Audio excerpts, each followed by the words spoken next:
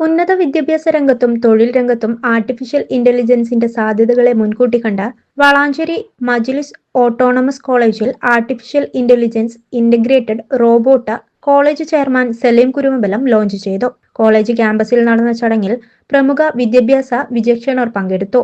ഈ അത്യാധുനിക റോബോട്ട് വിദ്യാർത്ഥികൾക്കും അധ്യാപകർക്കും ഒരുപോലെ ഉപകാരപ്രദമാകും. ഗവേഷണ പ്രവർത്തനങ്ങളിൽ ഡാറ്റ വിശകലനം ചെയ്യാനും പുതിയ പഠന സാങ്കേതിക വിദ്യകൾ പരിചയപ്പെടുത്താനും അക്കാദമിക് സംശയങ്ങൾക്ക് മറുപടി നൽകാനും റോബോട്ടിന് കഴിയും. സാങ്കേതിക വിദ്യയുടെ ഈ മുന്നേറ്റം തങ്ങളുടെ വിദ്യാർത്ഥികൾക്ക് പുതിയ വാതിലുകൾ തുറന്നുകൊടുക്കും. AI സാധ്യതകൾ പരിചയപ്പെടുത്തി കൂടുതൽ നൂതന പഠന രീതികൾ തങ്ങൾ ലക്ഷ്യമിടുന്നുവെന്നും ചടങ്ങിൽ അധ്യക്ഷത വഹിച്ചുകൊണ്ട് കോളേജ് പ്രിൻസിപ്പാൾ ഡോക്ടർ മുഹമ്മദ് കുട്ടി പറഞ്ഞു.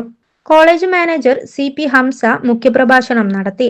ലോകത്ത് AI സാങ്കേതിക വിദ്യയുടെ ഉപയോഗം വർദ്ധിച്ചു വരുന്ന ഈ കാലഘട്ടത്തിൽ ഒരു വിദ്യാഭ്യാസ സ്ഥാപനത്തിൽ ഇത്തരമൊരു റോബോട്ട് വരുന്നത് വലിയ മുന്നേറ്റമാണ്.